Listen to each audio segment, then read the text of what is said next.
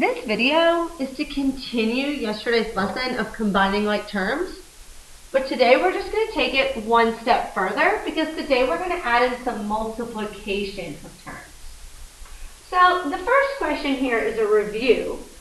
As we work through these questions, I'm going to suggest that you pause this video, try solving them by yourself first, then press play and see if you got the correct answers. That's going to be the best way of learning instead of just copying down whatever the video says. This first one is a review. It's just on combining like terms. Now, I tried to add in something a little bit trickier because I have this subtracting and negative over here. If you're subtracting a negative, I'm going to suggest that you go ahead and just use that additive inverse or that keep, change, switch. Or just know that if I'm subtracting a negative number, that's the exact same thing as adding a positive. So now that I've changed it over, now I can go ahead and find my like terms. I have 4a's right here, plus another one, plus another 2a. Whenever I do combining like terms, I make sure that I include the sign that's in front of those coefficients. So 4 plus 1 is 5. Plus 2 is 7a. Then I have my constants, because I don't have any variables. And when I combine those, I get 1. So that is my expression simplified. For the second one, it's a perimeter question. So again, go ahead and solve it before the video does. To find perimeter, I'm going to go ahead and label all 4 sides. If this side is 5x, then this side is 5x. If this side is x minus 2, then this side is x minus 2. Now I'm going to write an expression that represents the perimeter. To find perimeter, I'm going to add up all 4 sides. So I'm going to start and say 5x plus x minus 2. That means I have this side, and now I have this side. Now I have to add the other 2 sides. So I'm going to add another 5x, and I'm going to add another x minus 2. So that's the expression that represents the perimeter. There's other ways you could have represented the perimeter as well. And we'll talk about those after we simplify this one. So I'm going to combine my like terms. So I have lots of terms in here that have x's. 5 plus 1 is 6. Plus another 5, plus another 1. All together, that's 12x. Then I have a negative 2 and a negative 2, which is negative 4. So there's my answer. Did you come up with another way to write an expression for solving the perimeter? Sure. If I have this side, which is 5x, and this side, that's 5x, don't I have 2 times 5x? Because I have 2 groups of 5x. Then I could also write that as I have 2 groups of x minus 2. That's a great way to write an expression to find the perimeter. Now, we're going to get more into that way, starting with tomorrow's lesson, because of these parentheses. But I love how if you thought of a different way to write the expression, that's fantastic. Let's move on to what we're focusing on today. Which is, today we're trying to focus on what's the difference between adding 2 x's together and multiplying 2 x's together. Obviously, they're a really big deal because 3 plus 3 is not the same as 3 times 3. So let's start with the first one. We know that when you're adding, you have to have like terms. Just like if you're adding fractions, you have to have common denominators. The same thing. So I have to have like terms. And then if it's just a plain x, we remember that it's like a coefficient of 1. And then when you add them together, all you do is add the coefficients. So 1 plus 1 is 2 x's. Simple as that. With adding, you must have like terms, and then you just add or subtract the coefficients. Now, let's look at x times x. Well, what's cool about x times x is they still have like terms. That's awesome. That's not needed when you're multiplying, but it's kind of handy.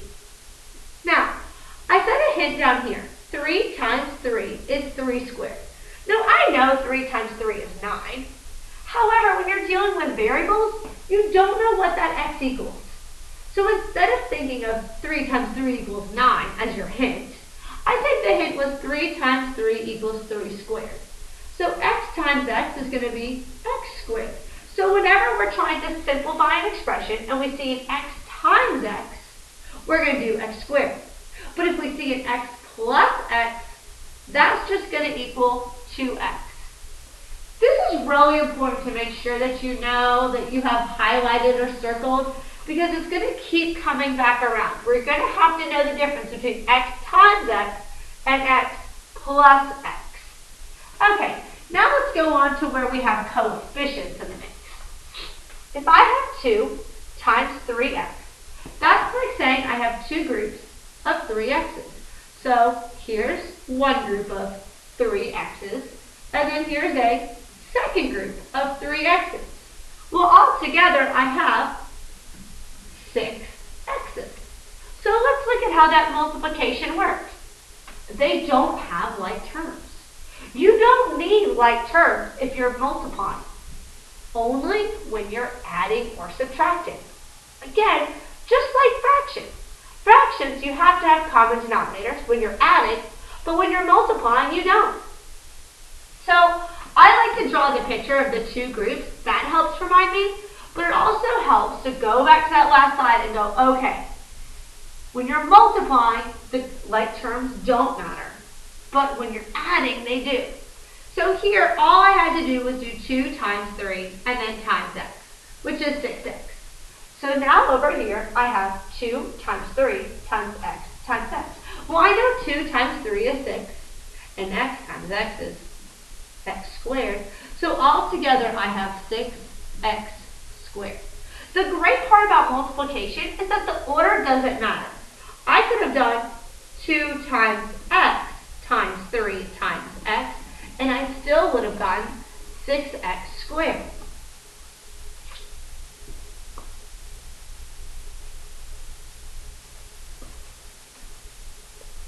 Okay, on this next page, there's not really anything to solve. I just thought I wrote down 3 different ways to represent the same equivalent expression, meaning they're all equal. I think it really helps paint that picture for your notes of, okay, when I'm multiplying, I don't need common like terms. Instead, I could just multiply the coefficients and get 8x.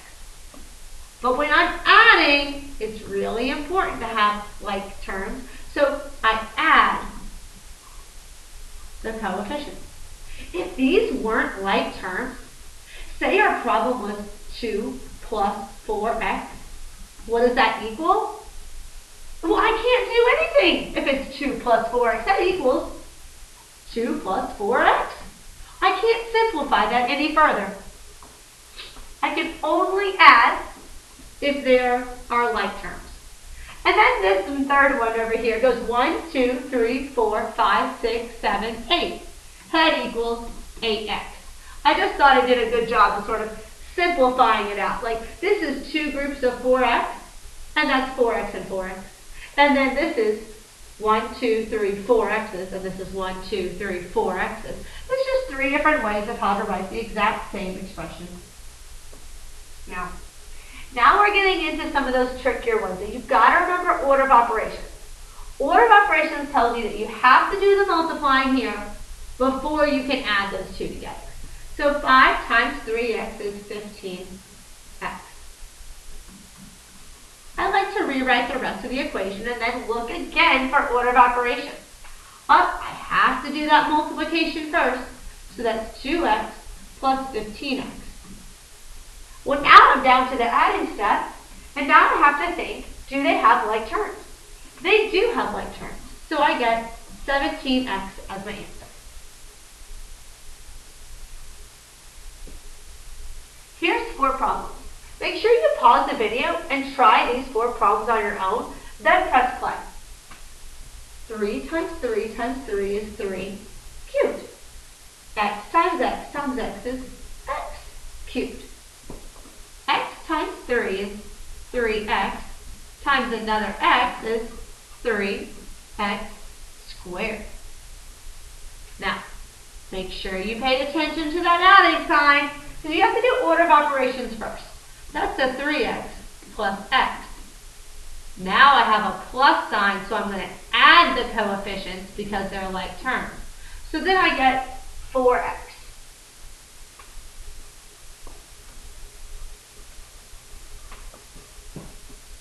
This time, that square has a parenthesis. That parenthesis says, hey, I want you to square everything inside of it. So that's 2x plus 3x times 3x plus x. Remember your order of operations. I'm going to go ahead and solve that multiplication. 2x plus. I'm going to add in those extra dots because the order of multiplication doesn't matter. I'm going to think of it as 3 times 3 times x, which is 9x squared.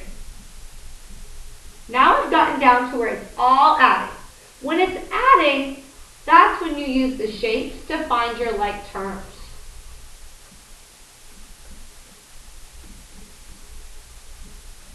That is my final answer.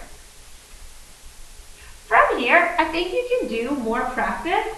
So you're going to choose an activity from your learning target based on what you feel like you need to practice.